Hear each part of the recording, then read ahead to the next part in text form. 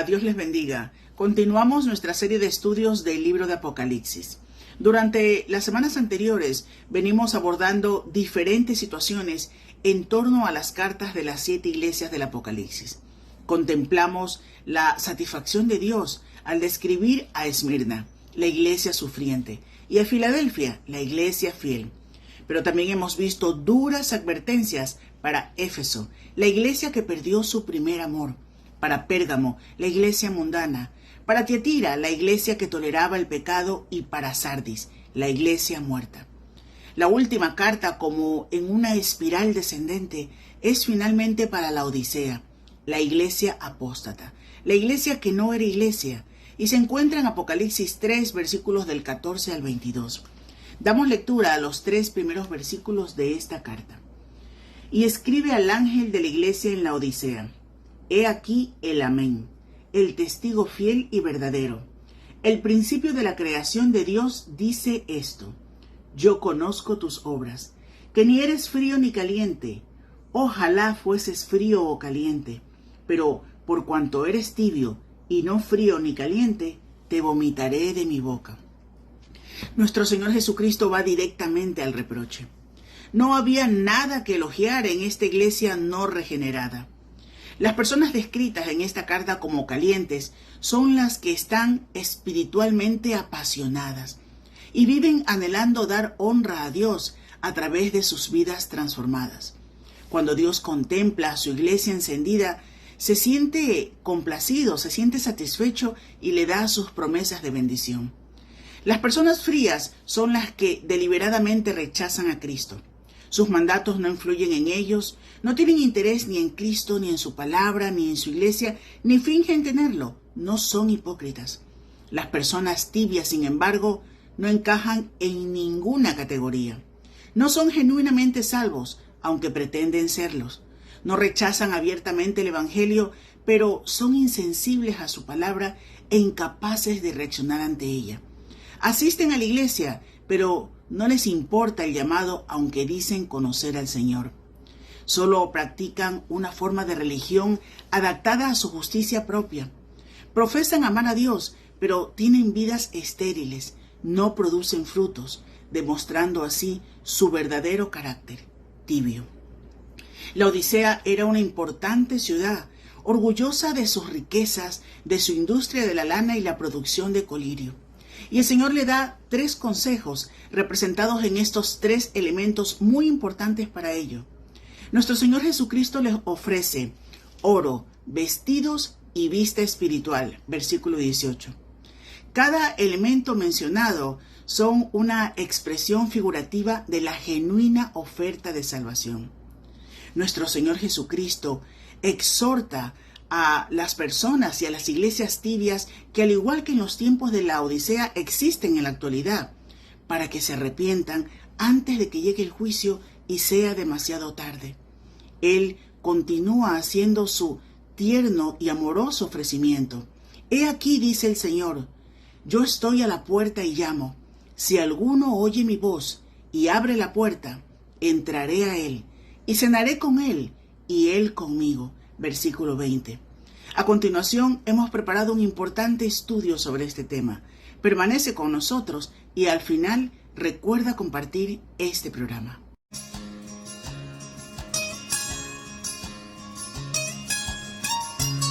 Hay un sitio en el cielo para aquellos que en Cristo han creído.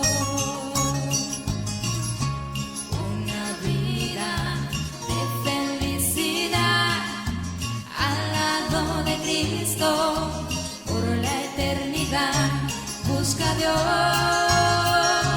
es mejor para ti. Busca a Dios en tu vida.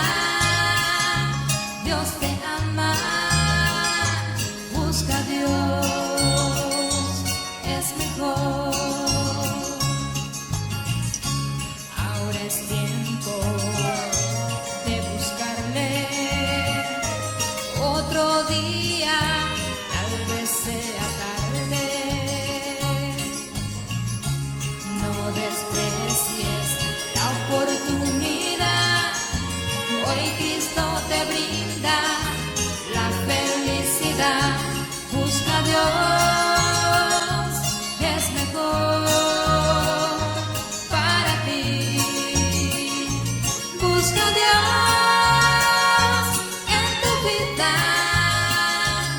Dios te ama, busca a Dios, es mejor.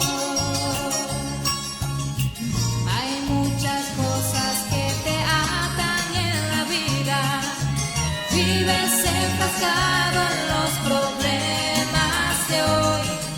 Solo tu dinero, tu trabajo y tu placer ocupan tu quehacer, tu quehacer.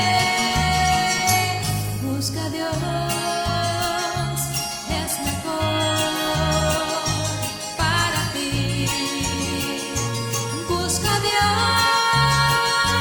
en tu vida, Dios te ama. Busca a Dios, es mejor. Busca a Dios, es mejor para ti. Busca a Dios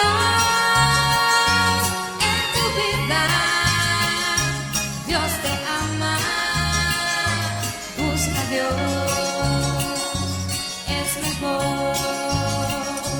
Busca a Dios, es mejor. Busca a Dios, es mejor. La carrera espacial llenó de ilusión y fantasía la mente de multitud de niños. Niños que en su infancia soñaban con ser los futuros astronautas que llegasen a la Luna u otros planetas. Niños que en su imaginación construían sus propias naves espaciales. Cajas de cartón que eran su vehículo para alcanzar nuevos mundos. Dentro construían sus propios paneles de mando, sus propios medios de comunicación. Como casco aeroespacial, a veces un barreño que había perdido por casa. Como uniforme, ropas viejas. Y allí, con ilusión y con expectativa, empezaban a comunicarse con su base central. Empezaban a emitir mensajes que no tenían respuesta. Hacían ruidos y sonidos pensando en alcanzar las estrellas. Sin embargo, esa nave espacial, llena de ilusión, de deseos, nunca despegaba de la Tierra. No era más que un juego de niños. Ese juego que ilusionaba no dejaba de ser una ficción irreal de un sueño. Me da la impresión de que cuando llegamos a la última iglesia de Apocalipsis, la iglesia en la Odisea, nos encontramos a un grupo de personas que habían gustado y saboreado las mieles de un evangelio que transformaba vidas y se habían conformado a jugar a ser cristianos, a jugar a ser iglesia. Vivían, tenían sus proyectos, sus programas, todo era idílico, pero faltaba la vida.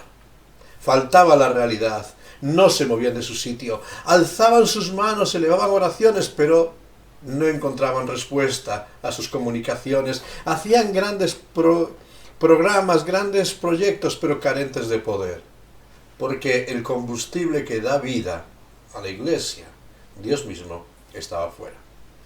La Odisea es una iglesia que nos confronta con la realidad de cristianos jugando con realidades eternas. Pero sabes, el juego, como los niños imaginando ser astronautas, es irreal. Es una ficción. No nos mueve de nuestra vida anodina y fría. La Odisea era una ciudad pequeña, que junto con las ciudades de Colosas e Hierápolis formaban un pequeño triángulo en las orillas del valle del río Licos. Y en esta confluencia de ríos que terminaban en la Odisea se daba un hecho curioso. Por un lado venían desde la zona de Hierápolis un río de aguas termales, por otro lado desde la zona de Colosas descendía un río de aguas frías que confluían en la ciudad de la Odisea, formando ahí una mezcla de aguas tibias, en este sentido. Sin embargo, la Odisea también era un centro importante. Era un centro importante en cuanto a la banca. Sí, ahí era un centro bancario de la región de Asia Menor. También en cuanto al colirio, también se desarrollaba mucho el tema de colirios para la vista y había unas buenas escuelas dedicadas a desarrollar estos ungüentos para la vista. y también se trabajaba mucho en la lana, pero lana de color negro. Es decir, tenía sus propias identidades y diferencias con las otras ciudades.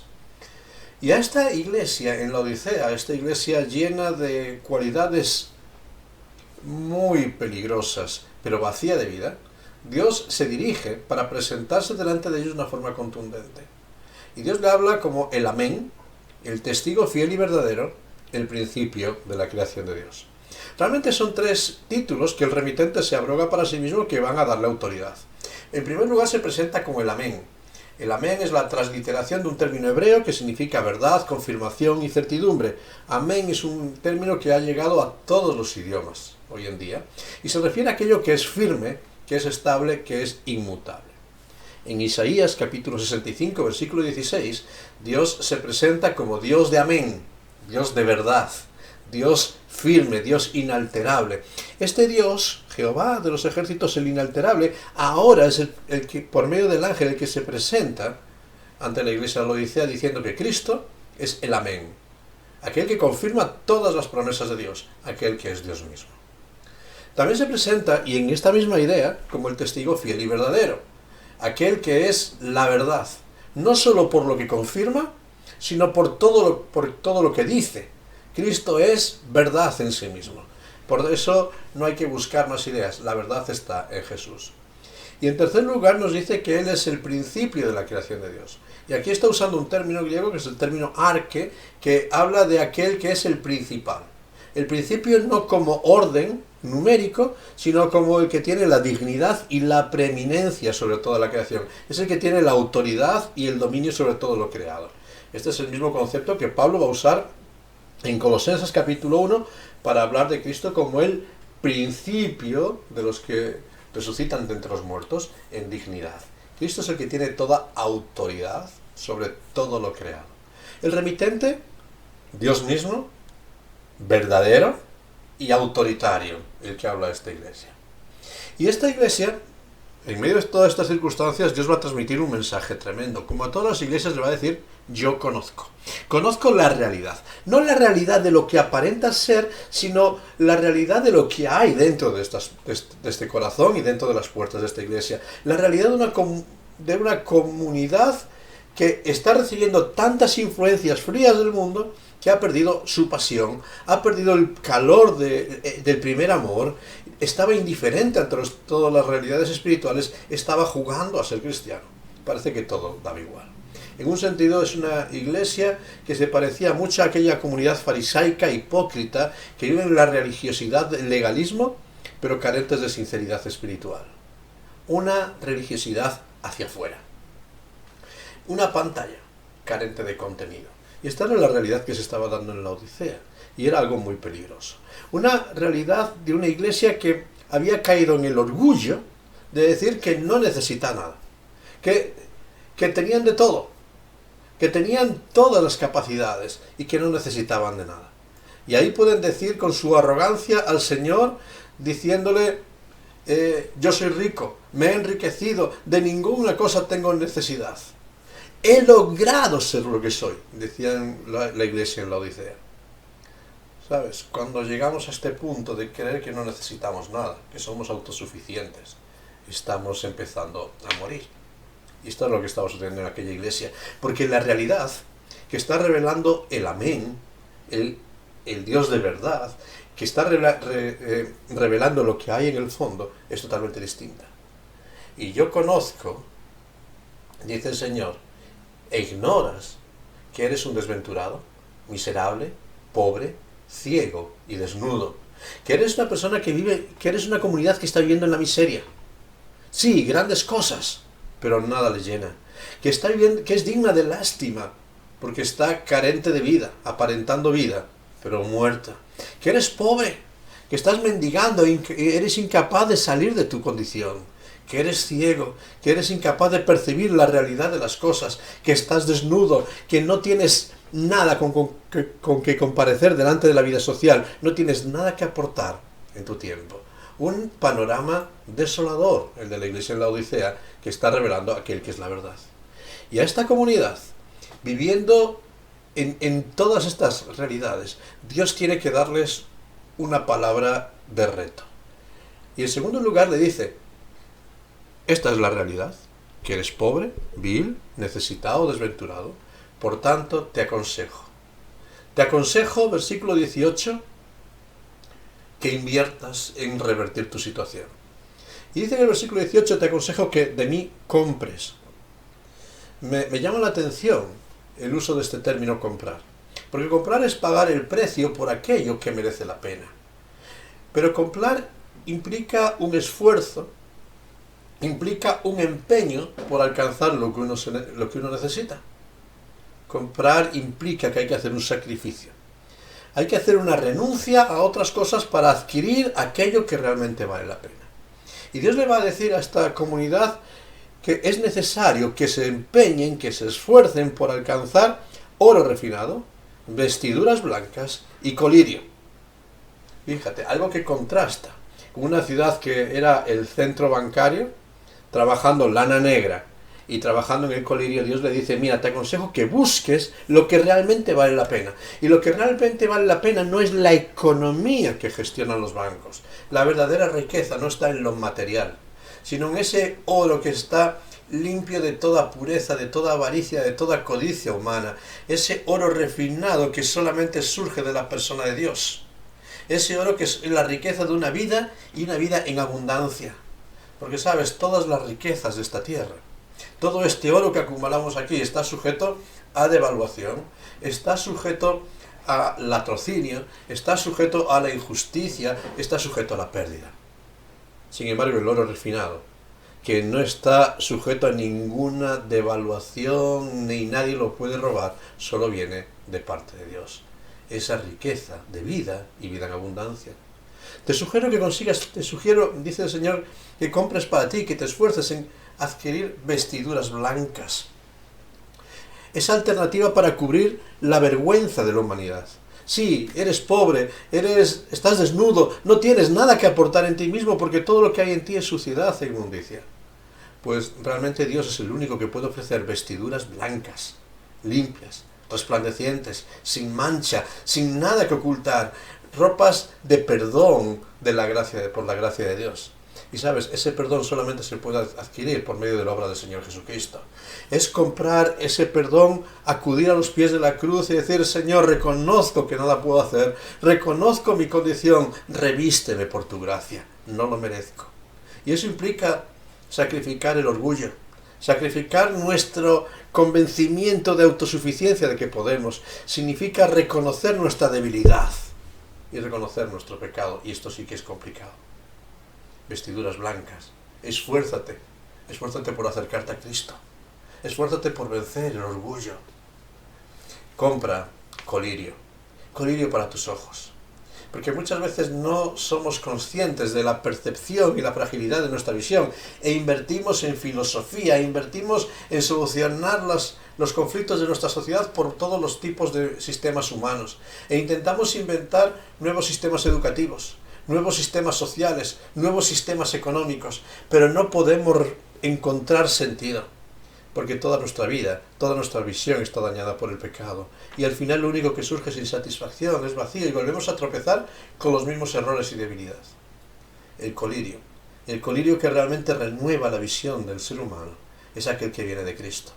Cristo es el que abre nuestros ojos para que veamos las realidades de nuestro entorno, para que entendamos el fracaso, el pecado, la corrupción que nos rodea en tantas cosas, cómo de forma sutil estamos inmersos en un sistema de cosas que nos tiene esclavizados.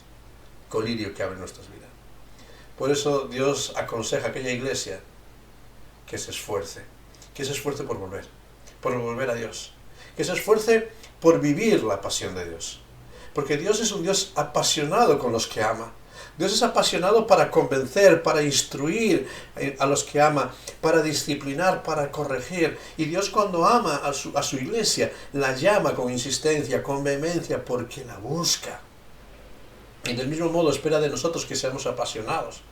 Y le dice ahí a aquella iglesia, te aconsejo que seas celoso y te arrepientas. Versículo 19. Que realmente desees tener una pasión renovada por buscar aquello que viene de Dios, apasionado por la voluntad de Dios, que redescubras la pasión por volver a caminar hacia Dios, por no alejarte de Él, sino que des un giro en tu vida para volver al Dios que has abandonado. ¿Y cuánto necesitamos ese giro? Para no jugar a ser cristianos, sino para experimentar la realidad del poder de Dios que transforma la vida. Y cuando eres capaz de vivir este mensaje, cuando eres capaz, vas a escuchar la voz de Dios. Y esa voz que encontramos en el versículo 20, ese texto que se ha usado en tantas ocasiones y que conocemos de memoria en muchos momentos de nuestra vida. Esas palabras de Jesús llamando a esa iglesia diciéndole: yo estoy a la puerta y llamo. Y si alguno oye mi voz y abre la puerta, entraré a él y cenaré con él y él conmigo. Qué llamado personal.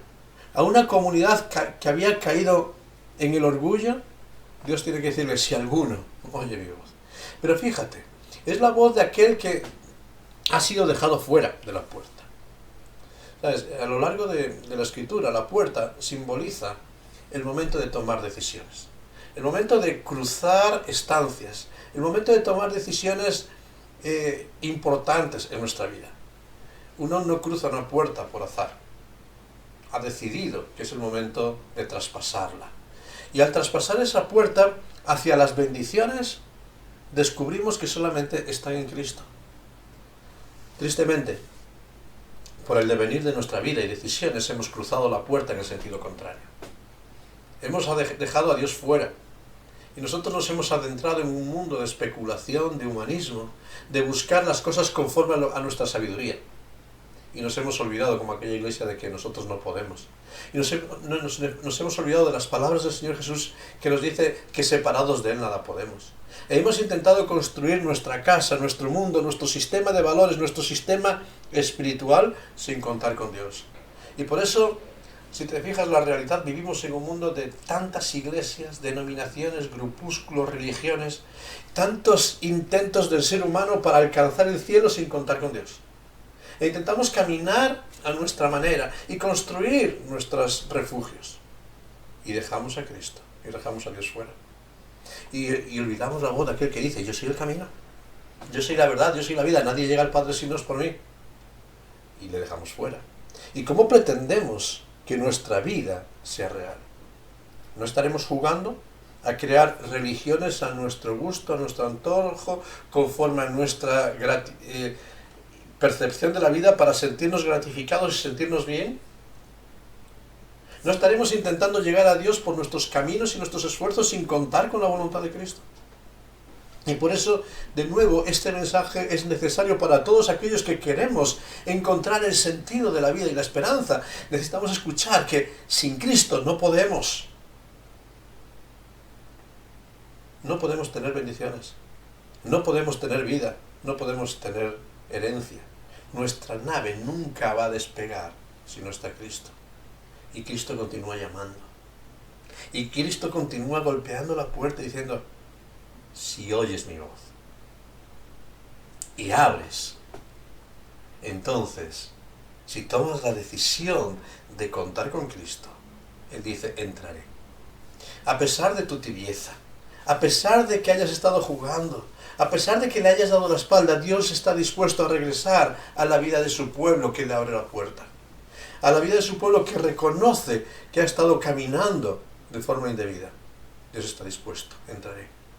Entraré y cenaré con Él, en una referencia a esa comunión y compañerismo. Me acercaré a tener una intimidad única, a alimentar y alimentarle, a acompañarle en cada momento. Y Él conmigo, en una relación de confianza, de intimidad, de seguridad. Una relación renovada, donde sí que escucharemos la respuesta de Dios a nuestras oraciones, sí que sentiremos el poder de Dios que transforma la vida, sí que nuestra vida empezará a volar, empezará a manifestar la gloria de Dios. Pero es necesario tomar una decisión, abrir la puerta. ¿Está Cristo formando parte de tu vida o estás jugando a ser cristiano? ¿Está Cristo siendo realmente el motor de tu vida o estás jugando a una religiosidad y espiritualidad vacía? ¿Estás siendo maduro? en reconocer tu fragilidad y tu debilidad? ¿O sigues jugando en creer que tú lo mereces todo? Cristo sigue diciendo, estoy a la puerta, estoy llamando. Pero también hay una promesa para esta iglesia. Porque al que abre la puerta, al que escucha el llamado de Cristo, al que vence, es tremendo, dice versículo 21, le daré que se siente conmigo en mi trono, así como yo he vencido y me he sentado con mi Padre en su trono.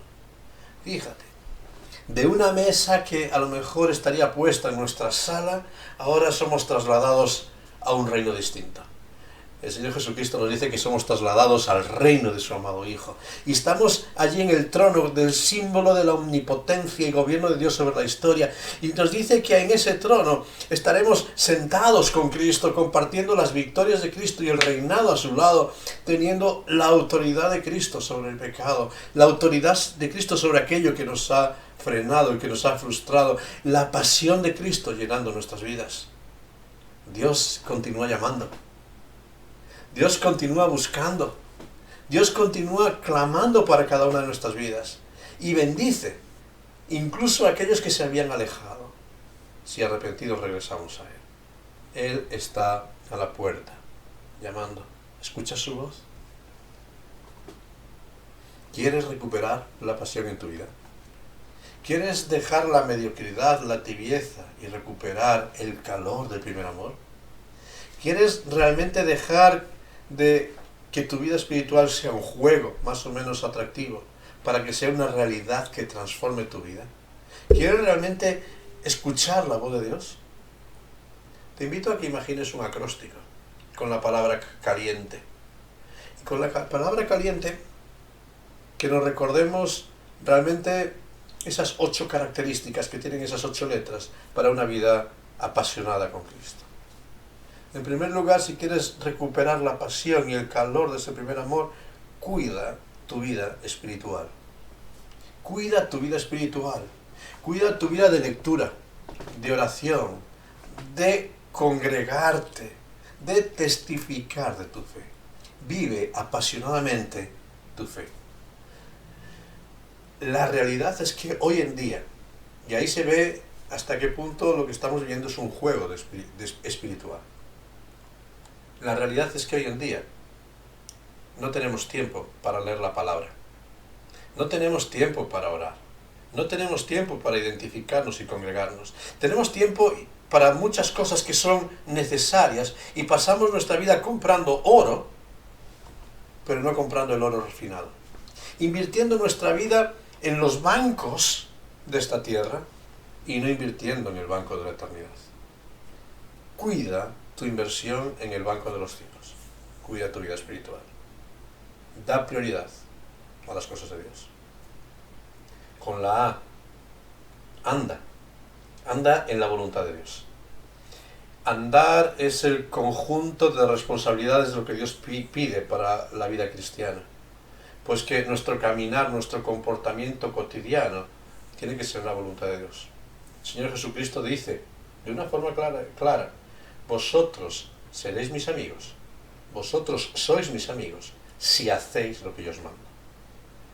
Jugamos a ser cristianos cuando podemos ir a la iglesia, podemos identificarnos como cristianos, podemos cantar muchas alabanzas, pero nuestra conducta no refleja la voluntad de Dios. Cuidado, anda en la voluntad de Dios. Con la L, limpia tu camino de aquello que no es de Dios. Realmente cuando estamos cuidando nuestra vida espiritual, cuando estamos andando en la voluntad de Dios, vamos descubriendo en nuestras vidas multitud de cosas que no le agradan a Dios. Y nuestro reto es no tolerarlas. No podemos tolerar la inmundicia en nuestra vida. Debemos limpiarnos de aquello que no es de Dios. Si nos conformamos con la inmundicia, Dios no puede habitar en nosotros. Por eso limpie. Con la I, insiste en la humildad. Nunca creas que tienes todo. Nunca creas que lo sabes todo. Nunca creas que estás en posesión de la verdad. Nunca ocupes el lugar de Dios. Insiste en la humildad. Porque solamente en la humildad de aquel que reconoce su fragilidad y su debilidad es que el poder de Dios se puede perfeccionar. El poder de Dios se perfecciona en nuestra debilidad. Y cuando nosotros no podemos hacer nada. Con la E, Escucha a Dios. Escucha el llamado de Dios en tu vida. Atiende a esa voz que te llama y abre la puerta. Presta atención a la voz de Dios para ponerla por práctica en tu vida. Con la N, una negativa. No descuides la pasión. Porque la vida cristiana es una vida de pasión, de entusiasmo, de buscar a Dios, de dar la prioridad a Dios, de tener celo, de no poner excusas delante de Dios. No descuides la pasión. Cuida de vivir celoso por Dios, por su obra, por sus cosas, por su casa. Con la T, toma los recursos de Dios para tu vida. Toma ese Espíritu de Dios que ha sido derramado en ti.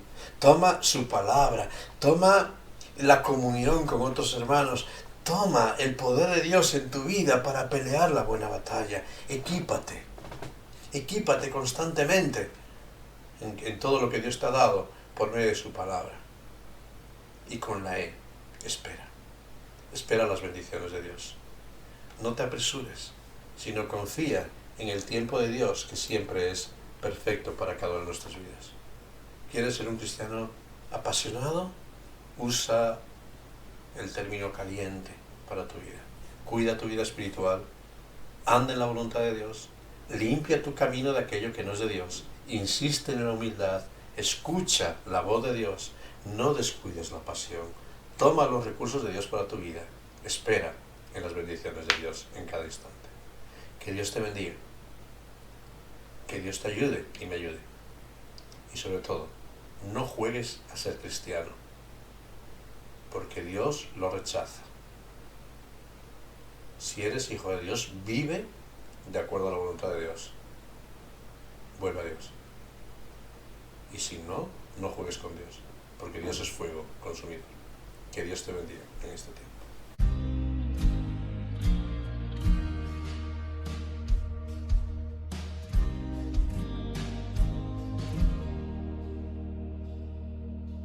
Considera que siendo igual a Dios se despojó.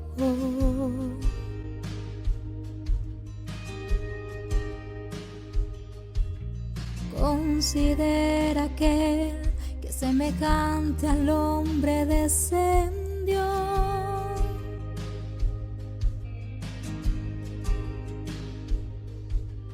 Considera que se encarnó y debilidad sufrió.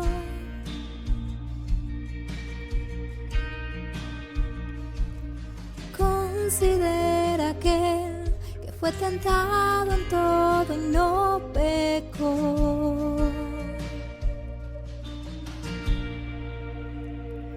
Con gran nube de testigos a la meta yo prosigo, por el gozo que hay delante correré, soportando el sufrimiento y despojándome de todo mi pecado y todo peso, correré con los ojos en Jesús.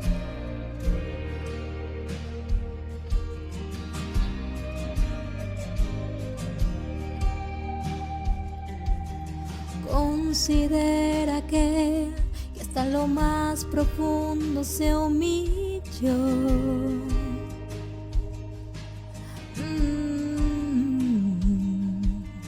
Considera que despreció vergüenza y dolor.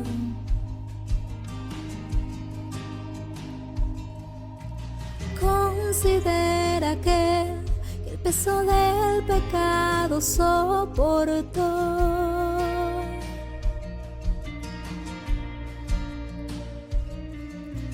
Considera que hasta la cruz la muerte padeció.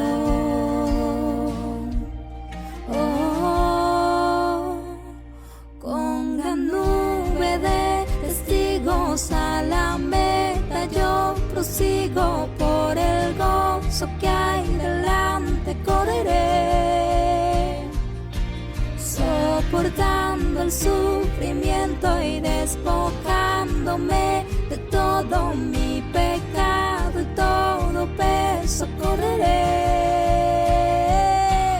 Con gran nube de testigos a la meta yo prosigo, por el gozo que hay delante correré. Soportando el sufrimiento y despojándome de todo mi pecado y todo peso correré, con los ojos en Jesús.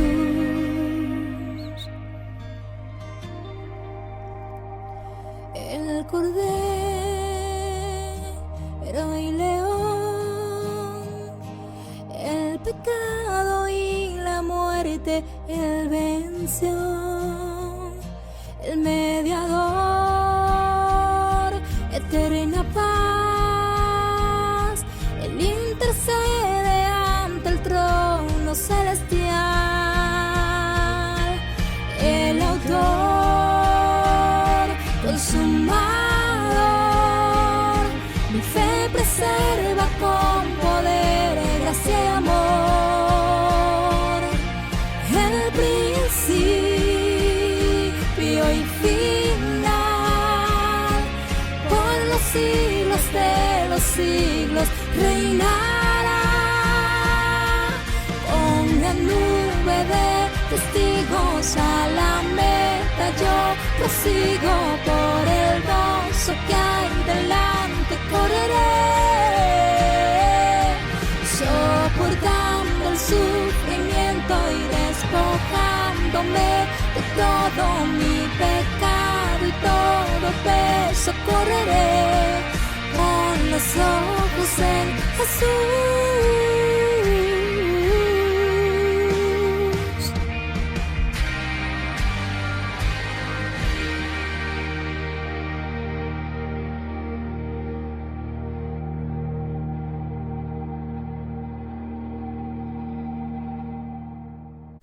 Vamos a terminar pidiendo a Dios que nos ayude, porque realmente la línea entre tomarse la vida cristiana en serio y jugar con Dios es muy fina. Y tristemente me da la impresión de que la iglesia contemporánea se parece más a la Odisea que a ninguna de las otras.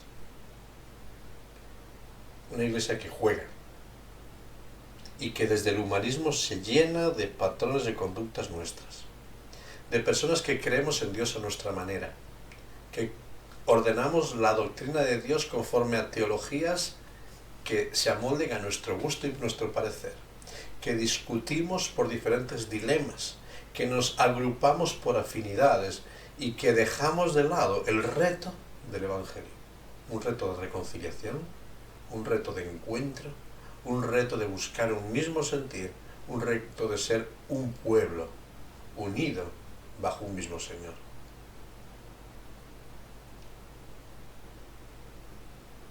Mientras no volvamos a tomarnos en serio la boda que el que llama y queramos ser las iglesias que a nosotros nos gustan, el poder desaparece. Necesitamos escuchar la voz de aquel que dice: estoy a la puerta. Y cuando Dios está a la puerta, la iglesia está vacía. Puede estar llena de personas, llena de actividades, pero si Dios está a la puerta, está vacía de poder. Por eso necesitamos recuperar que la presencia de Dios sea el que centre y el que llene mi vida, nuestras vidas y nuestras comunidades. Que realmente sea el poder de Dios, porque solo el poder de Dios puede transformar el mundo en el que vivimos. Vamos a pedir a Dios que nos ayude a ser sensibles para escuchar su voz y para dejar mucho de nuestra sabiduría, de nuestra tradición, y permitir que sea su gloria la que nos llene. Señor, en este día necesitamos recordar y repetir aquellas palabras de Juan el Bautista. Es necesario que yo mengüe y que Él crezca. Es necesario que nuestra sabiduría, que nuestra tradición, que nuestra visión, que nuestros esquemas, que nuestras eucaristías sean desprovistas para que seas tú el que lo llenes todo. Que realmente seamos vaciados de nuestro yo, de nuestro saber, para que seamos llenos de tu presencia, de tu sabiduría. Señor, haznos sensibles para escuchar tu voz. Haznos sensibles para escuchar que tú estás llamando y para volvernos a ti, para abrir la puerta, para asumir el reto y el esfuerzo de perder de nosotros mismos y comprar y esforzarnos por tener ese oro refinado de tu presencia, esas vestiduras blancas de tu perdón y ese colirio de tu espíritu que renueva nuestra visión. Señor, transforma nuestros corazones y nuestras mentes, para que en verdad podamos abrirnos a ti y que seas tú el que manifiestes tu gloria en esta tierra. Ayúdanos, guíanos y perdónanos por siglos y siglos en los cuales hemos creado de la religión una institución para dominarnos unos a los otros y no hemos tenido un punto de encuentro y una relación contigo donde tú seas el que transmites tu poder a esta tierra. Señor, ayúdanos a escucharte a ti y vaciarnos de nosotros. Te lo pedimos a ti y te damos muchas gracias en tu santo nombre. Amén. Que Dios te bendiga de forma especial en todo este tiempo.